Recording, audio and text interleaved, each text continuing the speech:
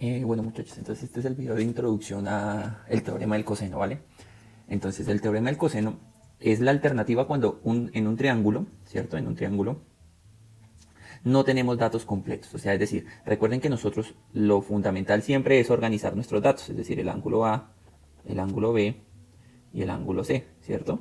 Nosotros hacíamos así y aquí enfrente colocábamos los daticos, ¿cierto? Colocamos los daticos. Ah, bueno, aquí ya teníamos marcado A, B, C. Y para solucionar un problema por la ley del seno, nosotros nos interesaba que conociéramos el ángulo y su lado. O sea, algo así, ¿cierto? O algo aquí así, o este de acá, o este de acá, que era lo que nosotros llamábamos el dato completo. Es decir, que conocíamos un ángulo y un lado.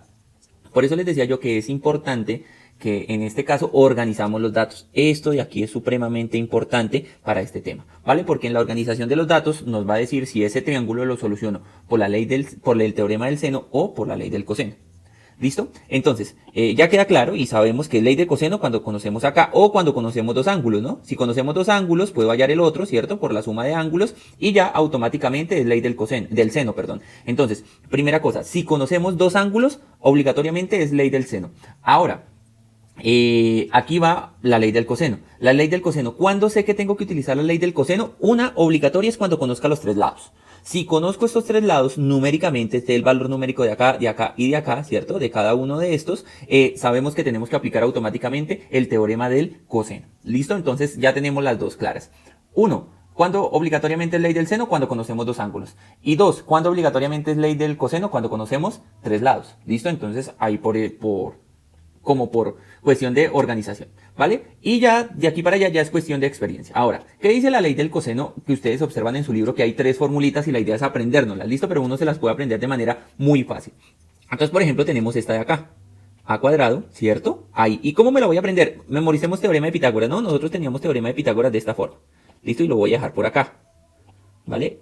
Aquí tenemos nuestro teorema de Pitágoras. ¿Listo? Entonces miren que vamos a hacer un planteamiento similar con las letras que nos hacen falta. ¿Por qué? Porque si tengo a cuadrado, pues voy a tener b cuadrado más c cuadrado. ¿Listo? Y voy a hacer lo mismo con lo otro. B cuadrado es igual a ¿qué? A cuadrado más c cuadrado. Y ahora c cuadrado a qué va a ser igual a cuadrado más b cuadrado. ¿Listo? Miren que ahí como la estructura del teorema de Pitágoras, ¿no? Esto es para memorizarlo. Entonces ahora, ¿qué sigue siempre? Siempre va a seguir un menos 2, menos 2, y pegadito a él siempre va a ir la multiplicación de las dos létricas que tengo acá. Entonces mira, aquí tengo B y C. Quiere decir que ¿qué sigue ahí? Sigue BC.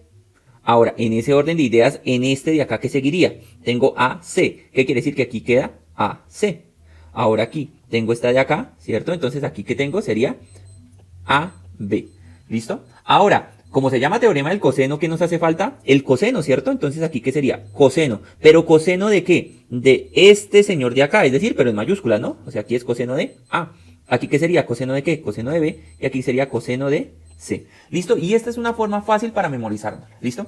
Entonces, pues, para que tengan esto presente y ya en el próximo video les dejo un ejemplo de cómo se utilizan estas formulitas que es bastante fácil.